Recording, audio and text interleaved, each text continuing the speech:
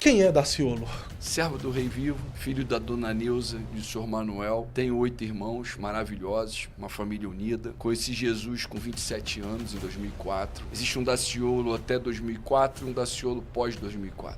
E hoje eu tenho dentro do meu coração, desde 2004, anunciar reino, poder falar do amor do Criador, não como religião. Nosso rei fala que a única religião que ele considera como pura e imaculada é cuidar dos órfãos, das viúvas, nas suas dificuldades e não se corromper com esse mundo. Tem muita gente em cima do púlpito, de terno, gravata, com Bíblia debaixo do braço, pior do que muitos que estão descalços, sem camisa, e que alguns até que se falam ser ateu, porque a questão é amor, tratar o próximo da maneira que eu gostaria de ser tratado. E aí eu vou pro principal mandamento, que é amar o Criador acima de tudo e de todos, e o teu próximo como a ti mesmo. Então é o amor ao próximo. Não está se prostituindo, não está se corrompendo, não está fazendo da casa do Criador um comércio, fazendo bem ao próximo e anunciando o amor. Eu sou um anunciador de reino, meu irmão. O fôlego que está na minha narina, o Criador fala que chega aos 70, vai até 80, é fadiga e cansaço. Eu quero passar na minha jornada terrena pregando a palavra do Criador, anunciando o reino. Em 2004 existia um Daciolo que não conhecia Jesus. Quem era ele? Como vivia? Era um jovem beberrão, muito família, mulherão, e que em determinado momento teve um encontro com o Criador e que transformou a minha vida. E que a partir daquele momento eu construí família. E como é que foi esse encontro com o Criador? O inimigo separou a minha casa. Eu sou originalmente fruto de uma família católicos e espíritas. Espíritas de Chico Xavier, Allan Kardec e católicos. Em determinado momento, o inimigo separou meus pais. Meu pai é um coronel aviador, turma de 66 de Barbacena. Minha mãe, uma dona de casa maravilhosa. E meus pais se conheceram dentro da AFA. Minha mãe trabalhava lá, minha mãe de uma família muito humilde. AFA? A Academia da Força Aérea. E minha mãe de uma família muito humilde e do meu pai também uma família muito humilde. E eles se conheceram ali. Meu pai um cadete e a minha mãe uma jovem de 17 anos lavando roupa dos militares.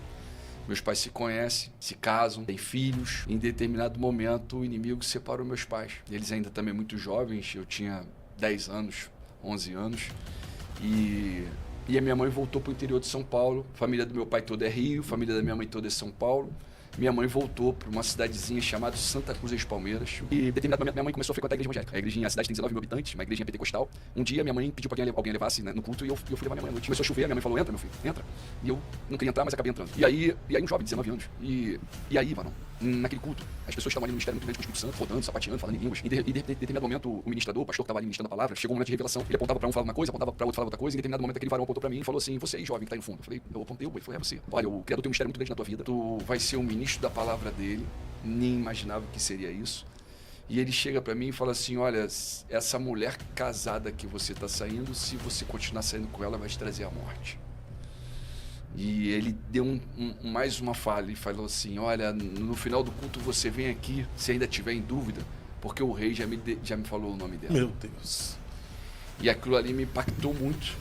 Eu peguei, nem esperei acabar aquele culto, saí da igreja, fiquei esperando minha mãe lá fora e para falar pro irmão que naquela mesma semana eu saí daquela cidade e fui morar em Macapá.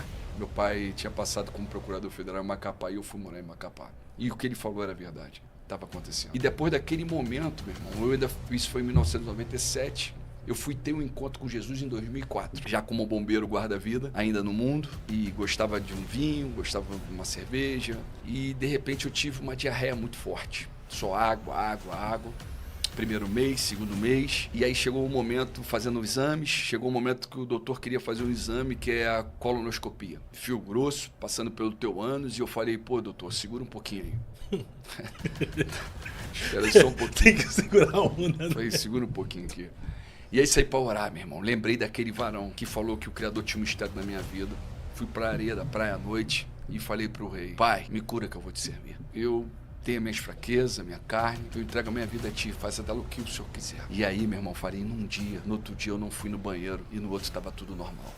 Meu Deus. A partir daquele momento ali, eu busquei uma varoa pra me casar, fiquei casado mais de 20 anos, nunca toquei em outra mulher que não fosse ela e parei com a bebida. Só pedi para que ele entrasse, só permiti que ele tirasse de mim. Me deu filhos maravilhosos, o Criador recolheu ela 2 anos e meio atrás. Foi um tempo da jornada terrena dela, fomos muito felizes em Cristo. E hoje o Criador me apresentou uma varoa que está aqui presente, que é a Elizabeth, que está aqui, maravilhosa, cheia da presença do nosso rei.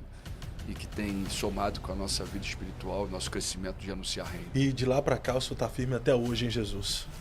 Eu falei pro Criador, eu tenho algo com o rei que eu falei assim, pai, se for pro teu filho te envergonhar, cair, me recolhe, pai. Tira o fôlego de vida da minha arena. Não permita que eu caia, não. Não deixe teu servo cair, não. Me usa, tô aqui pra te servir. A partir daquele momento que eu faço é servir o Criador mesmo. Entrei na política como anunciador de reino, devolvia dinheiro do Congresso para provar que eu poderia estar lá e não me vender e não me corromper. Aquilo ali é uma grande quadrilha, poucos